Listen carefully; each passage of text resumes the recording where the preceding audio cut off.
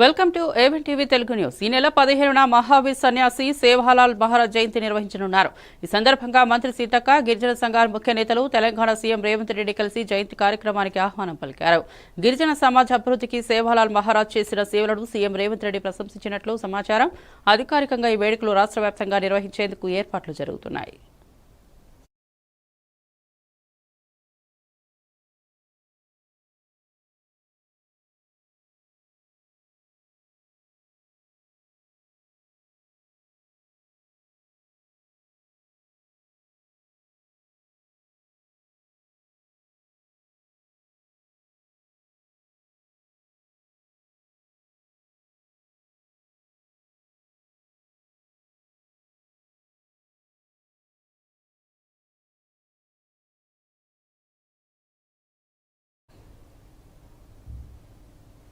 తెలంగాణలో బీసీలకు 42% రిజర్వేషన్లు కల్పించనున్నట్లు ఉప ముఖ్యమంత్రి బట్టి విక్రమార్క ప్రకటించారు. మార్చి మొదటి వారంలో కేబినెట్లో తీర్మానం చేసి శాసనసభలో బిల్లును ఆమోదింపజేస్తామని తెలిపారు. బీసీల హక్కులను పరిరక్షించేందుకు ప్రభుత్వం కట్టుబడి ఉందని, ఈ నిర్ణయంతో సామాజిక న్యాయం సాధ్యమవుతుందన్నారు. బీసీ జనాభాకు గుర్తించి అనుగుణంగా హక్కులు కల్పించాల్సిన అవసరం ఉందని అభిప్రాయపడ్డారు. రాష్ట్ర ప్రభుత్వం బీసీల సంక్షేమానికి ప్రత్యేకంగా పనిచేస్తోందని పేర్కొన్నారు. రిజర్వేషన్ల పెంపుతో విద్య, ఉద్యోగాల్లో బీసీలకు అధిక అవకాశాలు లభిస్తాయని వివరించారు.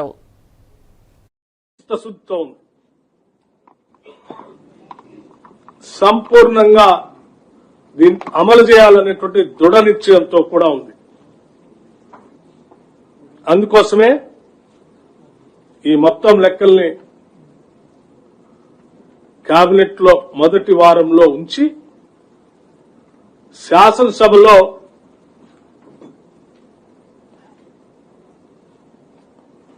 బీసీలకి, ఓబీసీలకి 42% రిజర్వేషన్ ఇవ్వటం కోసం పొలిటికల్, ఎడ్యుకేషన్, ఎంప్లాయ్మెంట్ 42% రిజర్వేషన్ ఇవ్వటం కోసం మార్చి మొదటి వారంలో కేబినెట్ లో తీర్మానం చేసి శాసనసభలో బిల్లు పెట్టి బిల్లుని పాస్ చేసి కొన్ని దశాబ్దాలుగా ఈ రాష్ట్రంలో ఎదురు చూస్తున్నటువంటి బలహీన వర్గాలకి చట్టరూపంగా ఒక చట్టబద్దతను కల్పించడం కోసం నిర్ణయం తీసుకోవడం జరిగిందని ఈ సందర్భంగా మీ అందరికీ తెలియజేస్తా ఉన్నాం. మార్చి మొదటి వారంలో కాంగ్రెస్ పార్టీ ఈ ప్రభుత్వం ఆనాటి ఎన్నికల సందర్భంగా పార్టీ ఇచ్చినటువంటి వాగ్దానం మేరకు ఈ ప్రభుత్వం ప్రజాప్రభుత్వం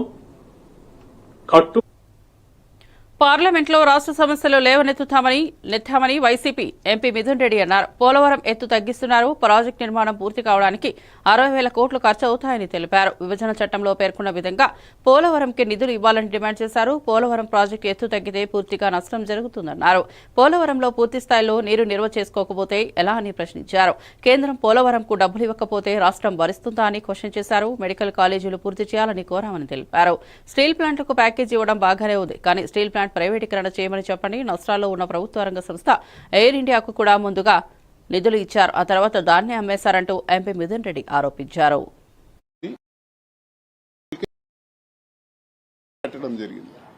సో మేము దీనిపైన ఖచ్చితంగా మేము ఫైనాన్స్ మినిస్టర్ గారిని బడ్జెట్ లో గట్టిగా అడగడం జరిగింది. అసలు మీరు ఎవరిని అడిగి ఈ నిర్ణయం తీసుకున్నారు అంటే, మీరు కెపాసిటీ తగ్గిలేదంటే మీరు స్టేట్ కి ఇచ్చే డబ్బులు తగ్గించినట్ట అని.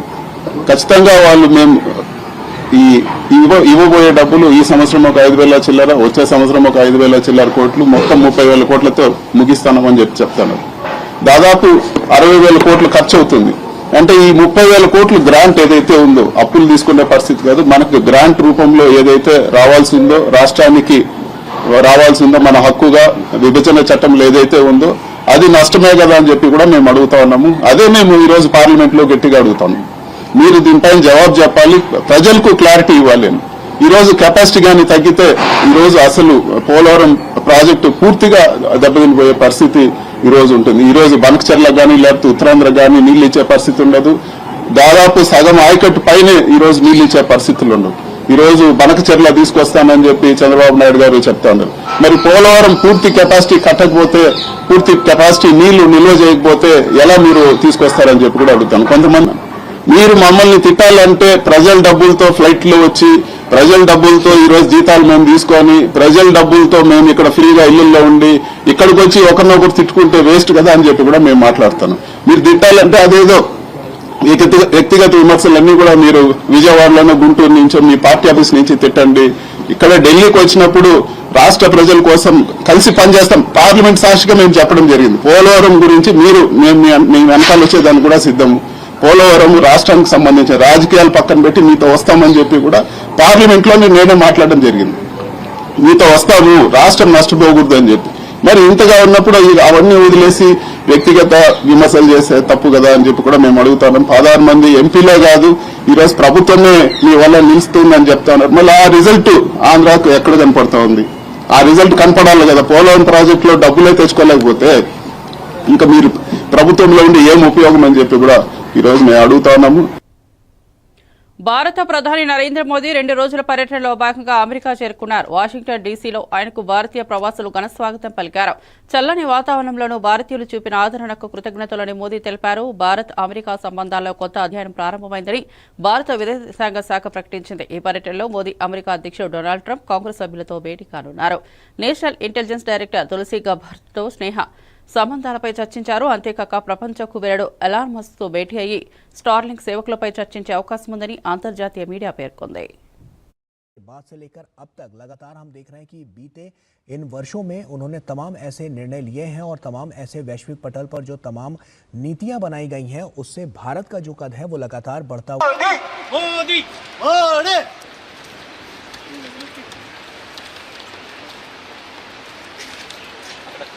मोदी है तो मुमकिन है, मोदी है तो मुमकिन है, मोदी है तो मुमकिन है, मोदी है तो मुमकिन है। Long live Modi, long live मातरम मातरम वंदे मातरम, मातरम मातरम वंदे मातरम, मातरम मातरम वंदे मातरम।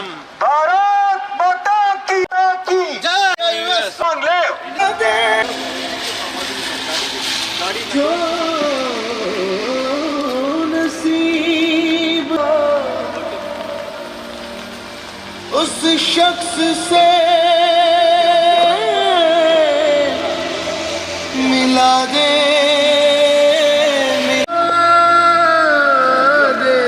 मिला दे।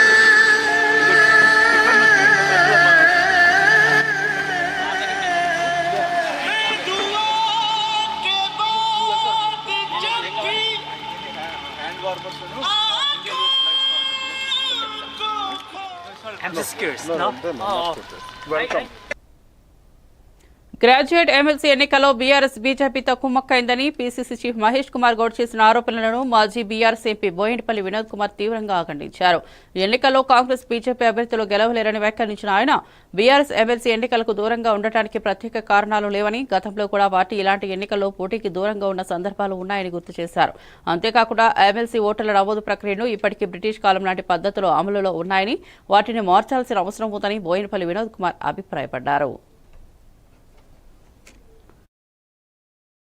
ఈ ఎమ్మెల్సీ ఎన్నికల ప్రక్రియ లోపటనే చాలా తప్పిదాలే బ్రిటిష్ పాలకులు పెట్టిందే ఇంకా కంటిన్యూ అవుతారు.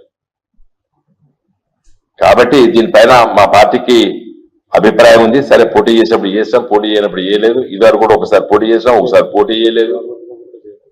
సరే, ఇది మా ప్రకారంగా దీన్ని డెఫినెట్ గా మన పార్లమెంట్ ఎన్నికల్లో, అసెంబ్లీ ఎన్నికల్లో ఓడిపోయినాం. కొంత నిరాశ నిస్పృహలో ఉన్నాం.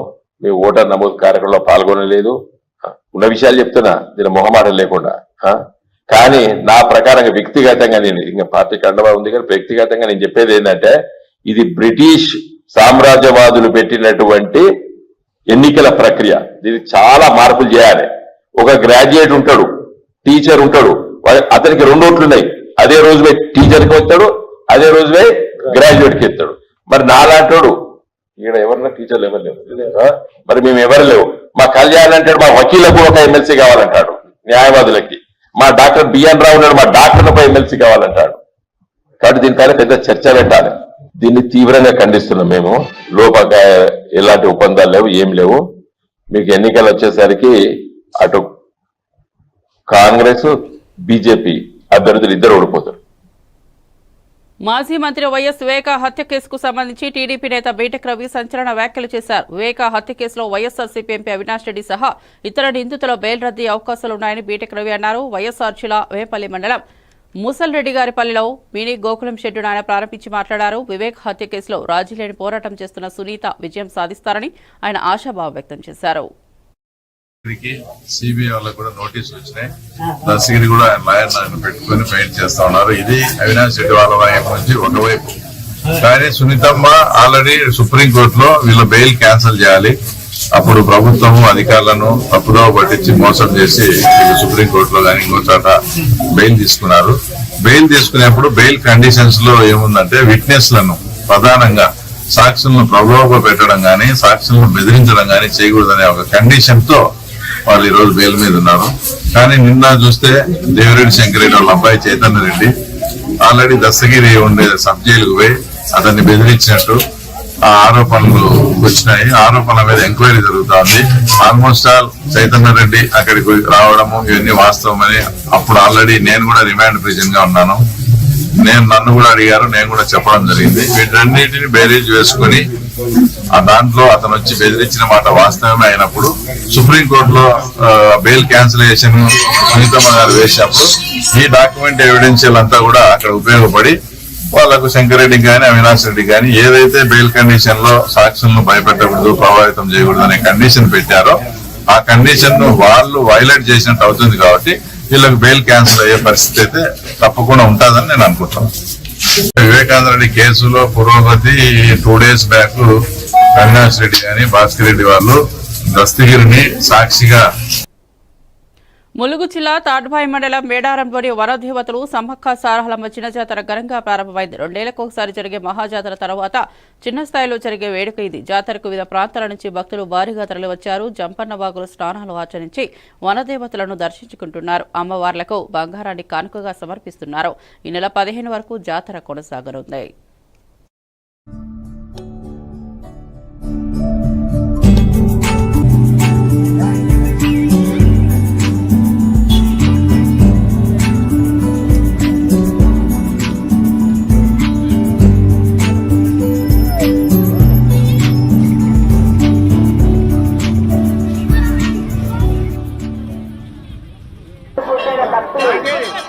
అమ్మవారి దగ్గర త్వరగా తీరాలండి. మీ వెనకాల వచ్చే భక్తులకు సహకరించాలి. మీ వెనకాల వచ్చే భక్తులకు సహకరించాలండి. దయచేసి మీ వెనకాల వచ్చే భక్తులకు సహకరించాలి.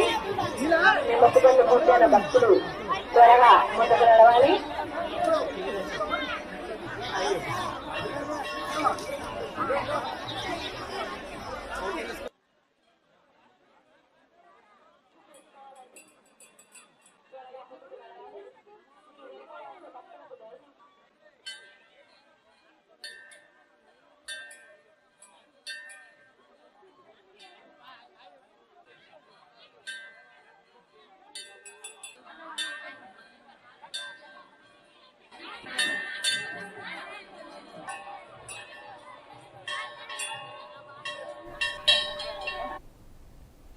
న్యాయవాదిగా ప్రాక్టీస్ చేయని కామెపల్లి తులసిబాబును సేడీ కేసులో లీగల్ అసిస్టెంట్ గా నియమించి 48 లక్షలు చెల్లించడంపై విచారణ కోసం ఏసీబీకి లేఖ రాయనున్నట్లు ఏపీ ఉపసభాపతి రఘురామకృష్ణంరాజు తెలిపారు. తనపై జరిగిన కస్టోడియల్ టార్చర్ కేసుకు సంబంధించి న్యాయమూర్తి ఎదుట 164 స్టేట్మెంట్ ఇచ్చేందుకు ఆయన బుధవారం గుంటూరు జిల్లా జైలుకు వచ్చారు.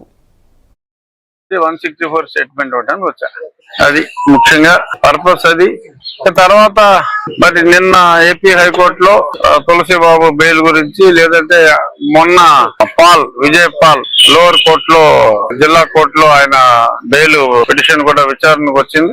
అప్పుడు ఒక తెలిసిన కొత్త విషయం ఏంటంటే సునీల్ కుమార్ అండ్ తులసిబాబు వీరి అనుబంధం, దాని గురించి చాలా స్పష్టంగా ఒక కొత్త విషయం బయటకు వచ్చింది. అది తులసిబాబుని 2026 అక్టోబర్ అంటే 6/10/2020లో ఈయనకి ఒక ఇద్దరు ప్రముఖ న్యాయవాదులు అవసరం వచ్చింది. ఆయన తులసి బాబుని ఇంకొక కిరణ్ అనే ఇంకో అతన్ని లీగల్ అసిస్టెంట్స్ అని చెప్పి ఒక పేరు పెట్టి తీసుకున్నారు. తీసుకున్న తర్వాత తెలిసింది ఏంటంటే ఈ తులసి బాబు అన్న అతనికి అసలు ఇది అడ్వకేట్ కాదు, లా చదువుకున్నంత మాత్రాన అడ్వకేట్ ఎవరు.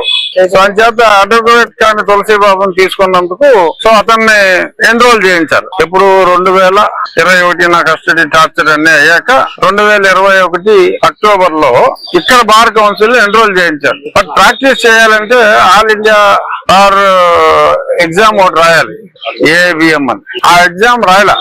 అది 2023 మేలో ఆ ఎగ్జామ్ చేశాడు అతను. అప్పుడు దాకా కోర్టుకు వెళ్లి ప్రాక్టీస్ చేయడానికి లేదు అతను. సరే ఇది ఇలా ఉండగా 2021లో ఆయన ₹1 కోటి డబ్బులు కావాలి నా లీగల్ విచారణలకు వాటికి అతన్ని అపాయింట్ చేసినప్పుడు హైకోర్టులో ట్రయల్ అది కండక్ట్ చేయడానికి అవసరం ఉంటుందని అపాయింట్ చేశాడు. హైకోర్టులో ట్రయల్ ఉండదు, ట్రయల్ కోర్ట్స్ లోనే జిల్లా కోర్టులోనే ట్రయల్ ఉంటుంది తప్ప హైకోర్టులో ట్రయల్ ఉండదు. సో ట్రయలే ఉండని హైకోర్టుకి ట్రయల్ కోసం తులసి బాబుని ఎంపిక చేసుకుని తర్వాత ₹1 కోటి డబ్బు అడిగినప్పుడు సుప్రీం కోర్టులో అడ్వకేట్ రికార్డ్స్ కి సీనియర్ అడ్వకేట్స్ కి డబ్బులు ఇవ్వాలి అని చెప్పి ఈయన అడిగిందే తడవగా జగన్మోహన్ రెడ్డి ప్రభుత్వం ₹1 ఇచ్చింది. ఆయన ఇచ్చిందే తడవగా నవంబర్ లో డబ్బులు ఇస్తే ఫిబ్రవరిలో ఒకే రోజు 12 కేసులు. ఆ 12 కేసులు అగ్రిగోల్డ్, అభయ గోల్డ్ ఉన్నాయి, వీళ్ళు దందా చేసిన కేసులన్నీ. అందులో నాదొకటి 7వ నెంబరు నా కేసు. ఇవన్నిటికి ఒకే రోజు 48 లక్షలు. అప్పటికి ప్రాక్టీస్ చేయడానికి అర్హత లేని వ్యక్తికి ఈ సునీల్ కుమార్ 48 లక్షలు. ఆ మిగిలిన దాంట్లో ఇంకో 48 లక్షలు ఇంకో పేరు మీద. అతని వివరాలు నేను పూర్తిగా తెలుసుకోలేదు కానీ అతను కూడా ఎలా. మాజీ మంత్రి కేవీ ఉషా శ్రీచరణ్ తిరుపతి జనసేన ఇన్ఛార్జ్ కిరణ్ రాయలపై మహిళను మోసం చేసిన ఆరోపణలపై తీవ్రస్థాయిలో స్పందించారు. ఈ ఘటనపై సంబంధించిన అధికారులు తక్షణమే విచారణ జరిపి చట్టపరమైన చర్యలు తీసుకోవాలని డిమాండ్ చేశారు. బాధిత మహిళకు న్యాయం జరిగేలా ప్రభుత్వం వెంటనే జోక్యం చేసుకోవాలని ఆమె పేర్కొన్నారు. జనసేన నేతల తీరుపై ఆమె విమర్శలు గుప్పించారు. సోషల్ మీడియాలో అంతా కూడా చూసాము. నిజంగా చాలా బాధాకరంగా ఉంది. ఎందుకంటే లక్ష్మి అనే ఒక అమ్మాయి బయటకు వచ్చి రాయల్ కిరణ్ అనే అబ్బాయి తనను వేధిస్తున్నాడు, నయవంచన చేశాడు, డబ్బులు ఇవ్వాలి, ఆయన డబ్బులు అడగకపోతే ఆయన వచ్చి ఇంటికాడికి వచ్చి లక్ష్మి ఇంటికాడికి వచ్చి ఆయన కొట్టాడంట. మళ్ళా ఈ రోజు కిరణ్ పైన ఏదైనా చర్యలు తీసుకున్నారా అని ఏమైనా మనం అడిగితే పార్టీ జనసేన పార్టీ కార్యక్రమానికి కలాపానికి దూరం పెట్టినానని ఈ రోజు మాధ్యమం ద్వారా మనమంతా మీడియా ద్వారా మనం చూసినాం. అయితే నిజంగా ఎంత బాధాకరంగా ఉంది అంటే ఆ పాప తనకు డబ్బు ఇవ్వాల్సిన కిరణ్ ని అడిగితే ప్రశ్నిస్తే ఈ రోజు పోలీసు వాళ్ళు వచ్చి ఏదో ఒక కేసు పెట్టేసి చెక్ బౌన్స్ కేసు ఆమెను అరెస్ట్ చేయడం జరిగింది. ఈ రోజు నేను అడుగుతున్నాను, చీటికి మాటికి కూడా సనాతన ధర్మాన్ని కాపాడుతాను, మహిళల సంరక్షణ కోసమే పవన్ కళ్యాణ్ గారు ఉన్నారు అని ఆయన గతంలో ఎన్నో రకరకాల మాట్లాడినాడు. మనం చూసినాం. జగన్మోహన్ రెడ్డి గారు సీఎం గా ఉన్నప్పుడు కూడా పవన్ కళ్యాణ్ గారు 30,000 మంది మహిళలు మిస్సింగ్ అయిపోయినారు. ఆ ఒక రిపోర్టు నా దగ్గర ఉంది. అధికారం రాగానే పవన్ కళ్యాణ్ కి అధికారం రాగానే వాళ్ళందరినీ కూడా రప్పిస్తాను అని కూడా ఆయన చెప్పినాడు. ఈ రోజు వరకు ఆయన డీసీఎం డిప్యూటీ చీఫ్ మినిస్టర్ ఈ రోజు వరకు ఆ ఊసే లేదు. అంటే పవన్ కళ్యాణ్ గారిని ఈ రోజు డైరెక్ట్ గా మేము ప్రశ్నిస్తున్నాం. మీరు అధికారులు రాకముందరే ఒక మాట మాట్లాడుతున్నారు, ఈ రోజు ఒక రకంగా మాట్లాడుతున్నారు. మహిళల కోసం ఎప్పుడు కూడా నేను స్పందిస్తానని మీరు ఎప్పుడు చెప్పేవాళ్ళు. ఈ రోజు మీ పార్టీ లీడర్ కిరణ్ ఈ రోజు లక్ష్మికి అన్యాయం చేసినాడు అనేది మనం చూస్తున్నాం. ఇప్పటిదాకా కూడా ఎక్కడ కూడా చంద్రబాబు నాయుడు గారు ముఖ్యమంత్రిగా కానీ అదేవిధంగా బీజేపీలో పురంధేశ్వరి గారు ఉన్నారు. మళ్ళా మహిళా పక్షపాతి ఎప్పుడు కూడా పవన్ కళ్యాణ్ గారు ఆయన మాట్లాడతారు. ఈ రోజు కూడా లక్ష్మికి ఏం న్యాయం చేసినారని మేము అడుగుతున్నాం. ఈ రోజు హోమ్ మినిస్టర్ గా అనిత గారు ఉన్నారు. అమ్మ తల్లి, ఒక మహిళ బయటికి వచ్చి నన్ను కాపాడండి, నన్ను ఆదుకోండి అని ఆమె మాట్లాడితే మీరు ఏం చర్యలు తీసుకున్నారు? ఇదేనా మీరు మహిళల ప్రాణ మాన రక్షణకు మీరు నిలబడుతున్నారని చెప్తున్నారు కదా అనితమ్మ? నువ్వు హోమ్ మినిస్టర్ గా సాటి మహిళగా ఏం చర్యలు తీసుకున్నావు అనేది ఖచ్చితంగా నువ్వు ప్రజలకు తెలియచేయాలి. ఇంకా చంద్రబాబు నాయుడు గారు మహిళల పట్ల ఆయన ఎట్లా ధోరణి చూపిస్తున్నారంటే, గతంలో జగన్మోహన్ రెడ్డి గారు మనము దిశ యాప్ పెట్టినాం. 2 రోజులుగా వైఎస్ఆర్సీపీ సోషల్ మీడియా వింగ్ తనను వేధిస్తోందని నటుడు పృథ్వీరాజ్ కుటుంబ సభ్యులతో వచ్చి సైబర్ క్రైమ్ పోలీసులకు ఫిర్యాదు చేశారు. ఫోన్ కాల్స్, మెసేజ్లతో తనను ఇబ్బంది పెడుతున్నారని ఫిర్యాదులో పేర్కొన్నారు. ఈ సందర్భంగా పృథ్వీ మీడియాతో మాట్లాడారు. చాలా మంది పైన చాలా మంది లేడీస్ పైనే ఉంటుంది కాబట్టి ఆయన కామెడీ ఆర్టిస్ట్ కాబట్టి కామెడీగా మాట్లాడాడు, అంతే కామెడీగానే మాట్లాడాడు. అదే కామెడీ వాళ్ళు వేరేలాగా ఫోన్ చేస్తున్నారు, అది మాత్రం కరెక్ట్ కాదు. నైట్ 12 గంటల వరకే 11 గంటల వరకు ఫోన్ వస్తుంది. ఒకరు ఫోన్ చేసేవాళ్ళు ఇంట్లో మేడం ఆయన ఒక ఆట ఆడుకోవాలి, ఇంకొకరు ప్రతి ఒక్కరు ఒక్కొక్కలాగా మాట్లాడుతున్నారు. ఫస్ట్ ఆఫ్ ఏంటంటే నేను కొన్ని ఇంటర్వ్యూలో కొన్ని బూతులు మాట్లాడాను, అందుకని క్షమించాలి. ఎందుకంటే ఆవేశంలో నేను మాట్లాడేశాను, కోపం ఆవేశం. ఎందుకంటే నేనేం అయిపోతుందో ఏమో ఒక టెన్షన్ లో నేను కొన్ని బూతులు కూడా మాట్లాడాను, అందుకని క్షమించాలి. నేనేంటంటే నాకు కామెంట్స్ పెడుతున్నారు, వాళ్ళందరికీ థ్యాంక్స్ చెప్తున్నాను. ఎందుకంటే నువ్వు అలాగా నువ్వు ఇలాగా అని చెప్తున్నారు. మీ అక్కలు, మీ చెల్లెళ్ళు, మీ అమ్మలు అలాగే ఉంటుండొచ్చు కాబట్టి నన్ను అలా ట్రోల్ చేస్తున్నారు. అదంతా నేనే పట్టించుకోను, ఎందుకంటే భగవంతుడు ఉన్నాడు, కంపల్సరీ భగవంతుడు చూస్తాడు. ఇక మూవీ గురించి వస్తారా, ఆయన కామెడీ ఆర్టిస్ట్ కామెడీగా చేశారు. అది వాళ్ళ సినిమా ప్రమోషన్ కోసం వాళ్ళ క్రియేట్ చేశారు అంతే. ఇప్పుడు ఏంటంటే ఒక సినిమా తీసామనుకో ప్రమోషన్ చేయాలంటే డబ్బులు కావాలి బాగా. ఒక మూవీ చేశారు చిరంజీవి గారు, పవన్ కళ్యాణ్ గారు, వాళ్ళ మూవీ అంటే రిలీజ్ అవ్వకముందు వాళ్ళకి తెలుస్తుంది ఎప్పుడు వస్తారు మన ఆవేశంగా చూస్తాము. మరిన్ని అప్డేట్స్ కోసం చూస్తూనే ఉండండి A1 టీవీ తెలుగు న్యూస్.